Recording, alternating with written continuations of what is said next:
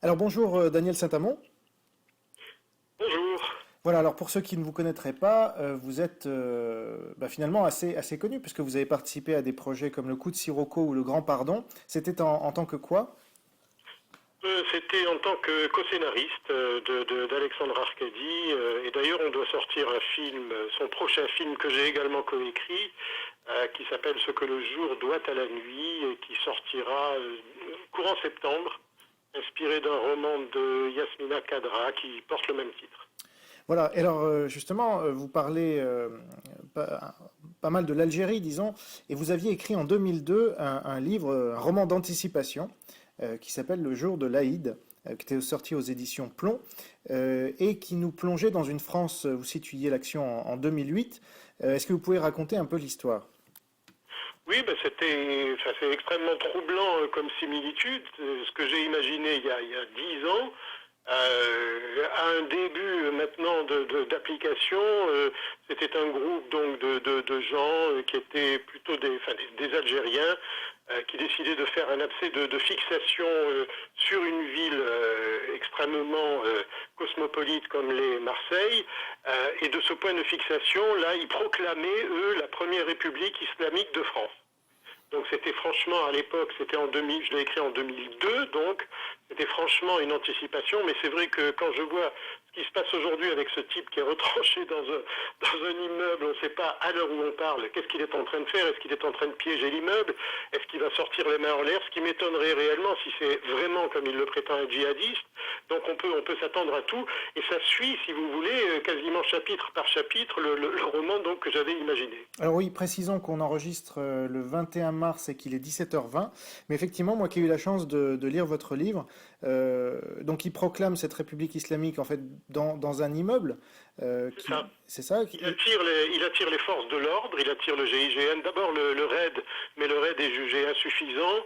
Et donc c'est le GIGN qui remplace le RAID et le GIGN va subir une cuisante défaite parce qu'en rentrant dans l'immeuble, il ne réalise pas que l'immeuble a été totalement piégé. Donc l'immeuble saute et entraîne dans la mort pas mal de membres du GIGN. Et alors sur cette proclamation de la République islamique de France, vous disiez, page 36, de Matignon à l'Élysée, tous allaient se réveiller avec une migraine d'enfer. Le problème n'était plus là-bas, ni lointain, New York, les Twin Towers, Bab el-Oued, la Tchétchénie, mais ici et maintenant, sur le sol français, leur pire cauchemar commençait à l'instant. Ce qu'ils avaient toujours refusé d'intégrer dans leurs analyses soigneusement polies leur explosait aujourd'hui en pleine figure.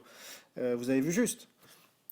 Ben, j'ai vu juste un peu à mon propre regret, c'est-à-dire que je suis toujours stupéfait, moi comme ancien journaliste, m'intéressant toujours à l'actualité internationale, je suis toujours extrêmement stupéfait par la distanciation qu'il y a effectivement entre la situation réelle de la France que connaissent et que voient les Français tous les jours et l'éloignement total de la classe politique qui se réfugie dans des fariboles, dans des invocations de 1789 qui me paraissent totalement inouïes et quasiment au niveau d'une espèce de folie collective. C'est-à-dire que on se dit que si dans 15 ans, si dans 20 ans le malheur arrivait réellement en France, ce que je crois qui va se produire fatalement un jour ou l'autre, ces élites actuelles en seraient en grande partie responsables, tout comme il y a eu des élites qui ont été responsables de la défaite de 1940 face aux Allemands.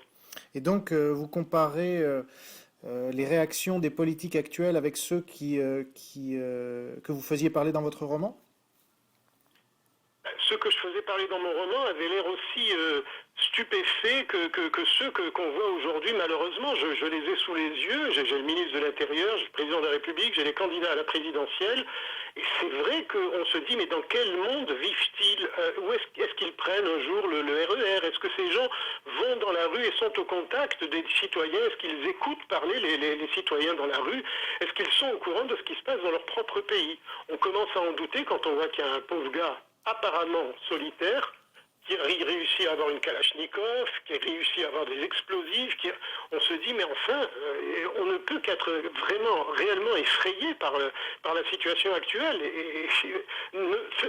Féliciter la police dans ces circonstances, je ne sais pas trop comment on peut le faire, puisque quand même il a réussi.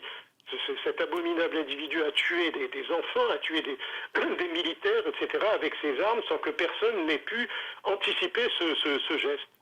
Oui, alors dans votre roman, effectivement, ils agissaient en groupe. Là, apparemment, il agirait en famille. Bon, c'est un peu une différence. Ça reste à Il n'y a confirmer, pas de, évidemment. Il y a pas de groupe constitué comme dans mon roman, mais je pense qu'il y a une diaspora de terroristes qui existent réellement en France, qui sont des terroristes dormants et qui se réveilleront le moment venu. Et alors donc la grande question en ce moment, c'est surtout pas d'amalgame avec les musulmans dits modérés, et le fait qu'il ait lui-même tiré sur des musulmans donc militaires, enfin des Français musulmans militaires, permet de ne pas faire l'amalgame justement. Oui, totalement. Il faut absolument refuser l'amalgame. Effectivement, il y a des millions, comme on ne cesse de le répéter, de musulmans qui pratiquent leur religion dans des conditions tout à fait normales, qui est une religion d'amour, et il faut quand même connaître l'islam pour pouvoir en parler, de la même manière qu'il y a des catholiques, qu'il y a des juifs, qu'il y a des protestants, enfin, qui pratiquent leur religion d'une manière normale. Et malheureusement, dans toutes les religions, il y a aussi des branches intégristes ou des branches de fanatiques qui sont décidés à s'imposer par la mort, littéralement. Et malheureusement, c'est arrivé et ça arrivera encore. On l'a vu avec Ben Laden et on le verra avec d'autres. Donc, bah voilà, on renvoie donc au lecteur qui serait curieux de découvrir cette histoire écrite 10 ans avant qu'elle n'arrive quasiment. Donc, ça s'appelle La fête de l'Aïd. Et alors, Le jour de le l'Aïd. jour de l'Aïd, excusez-moi. Et est-ce que il est question que Plon le réédite ou même le porte à l'écran? Ça serait, je ne sais pas, enfin, c'est une actualité funeste. Donc, si l'éditeur en était à le rééditer, c'est que vraiment, enfin bon, on connaîtrait des circonstances dramatiques. Elles Ouais. le sont déjà aujourd'hui, donc je ne sais pas. Ça, c'est la décision de l'éditeur. D'accord. Et moi, quand je l'avais lu, j'ai tout de suite vu un film. Et quand on sait que vous êtes co-scénariste du Coup de Sirocco ou du Grand Pardon, ça n'a pas donné lieu à des discussions à ce sujet? Si, je ne vais pas trahir un secret. On avait le projet et on a écrit et on a un scénario qui est prêt à tourner avec Alexandre Arcadi, donc, qui était tout à fait prêt à le faire. Et le problème qu'on a eu, c'était un problème d'acteur. Ça paraît un peu stupide de dire ça, mais on avait contacté deux grands comédiens qui avaient, je crois, un problème d'ego. Finalement, le film ne s'est pas fait pour ces raisons-là. Bien. Bah, écoutez, Daniel Saint-Amond, merci beaucoup d'avoir répondu à nos questions. Je vous en prie. Au revoir.